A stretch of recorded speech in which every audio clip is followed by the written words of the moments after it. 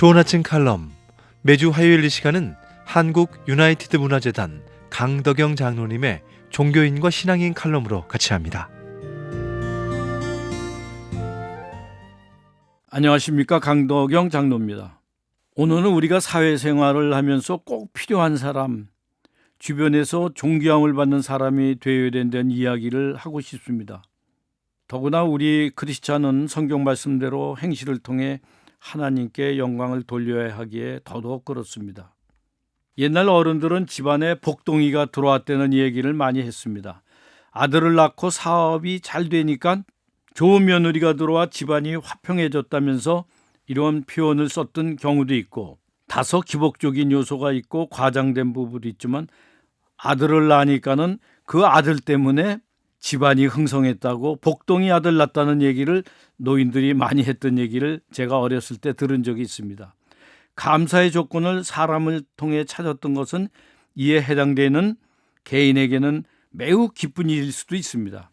우리 크리스찬도 어디에서나 꼭 필요한 사람, 존귀한 사람, 옛 어른이 말한 대로 복동이가 되어야 된다고 생각을 합니다. 저는 회사 대표로서 많은 직원을 상대하게 됩니다. 그런데 똑똑하고 성실한 직원이 입사하면 자신의 속한 부서의 실적은 몇 배로 올려놓는 것을 관찰하게 됩니다. 반대로 부서의 분위기를 흐려놓고 자신은 물론 주변까지 피해를 주는 직원도 많이 보았습니다. 우리는 사회생활하면서 많은 인연을 만들고 서로가 잘 되는 경우를 만들어야 합니다. 내가 상대에게 선한 영향력을 끼치고 도움을 준다면 참으로 기쁜 일입니다. 1970년대와 80년대 많은 한국인들이 미국으로 이민을 갔습니다. 그런데 이때 누가 공항에 마중을 나오냐에 따라서 이민자의 직업이 결정된다는 소리가 있습니다. 여행사 직원이 마중을 나오면 이민자는 여행사 가이드가 되고, 세탁소를 운영하는 직원이 나오면 이민자도 결국 세탁소 일을 하게 된다는 것입니다. 이처럼 우리는 어떤 사람을 만나 어떤 인연을 맺는가를 참으로 중요하게 생각합니다. 한 젊은이가 아버지로부터 심한 마음의 상처를 받고 몇 년 동안 고생하다가 성품이 좋고 뭐든지 잘 감싸주는 아내를 만나 그 상처가 치유되고 그 목사님이 되어서 교회를 아주 잘 운영하고 있다는 얘기를 들은 적이 있습니다. 또 진로를 찾지 못해 고심하는 한 청년의 손을 잡아 그에게 필요한 조언과 적성에 맞는 일자리까지 주선해 준 경우를 보았습니다. 앞선 목회자의 아내나 청년의 손을 잡아 준 멘토의 말 그대로 그들에게는 복덩어리였습니다. 누구의 복덩어리가 될 수 있다는 것은 인생에서 참 보람 있고 가치 있는 일이 아닐 수가 없습니다.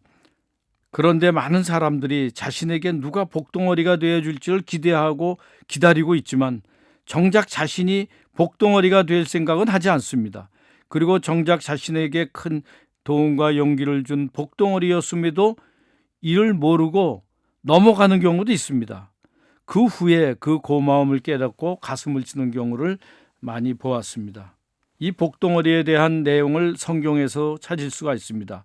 요셉이 보디발의 종으로 들어갔을 때 하나님은 요셉을 보시고 보디발의 집에 큰 복을 주셨다고 성경은 말합니다. 요셉 때문에 보디발의 집은 번성의 부자가 되었다는 것입니다. 하나님의 사람은 가는 곳마다 번성케 하고 주변을 밝게 만들어줍니다. 매사에 감사하고 사람을 기쁘게 해주는 그런 분이 크리스찬이어야 됩니다. 우리는 스스로 가정에서, 내 직장에서, 내 친구에게 어떤 사람인가를 점검해 보았으면 합니다. 내가 복덩어리가 될 때 나 역시 더 많은 복덩어리를 만날 수 있다고 생각을 해봅니다. 내가 직장, 사회, 가정, 교회, 국가 모든 것에 복덩어리가 되어 나로 인해서 하나님이 내가 속한 그곳을 축복해 주시기를 간절히 원하고, 또 그렇게 되는 내가 되기를 하나님께서 도와주시기를 간절히 바랍니다. 대단히 감사합니다. 좋은 아침 칼럼, 지금까지 한국 유나이티드 문화재단 강덕영 장로님의 종교인과 신앙인 칼럼으로 같이 했습니다.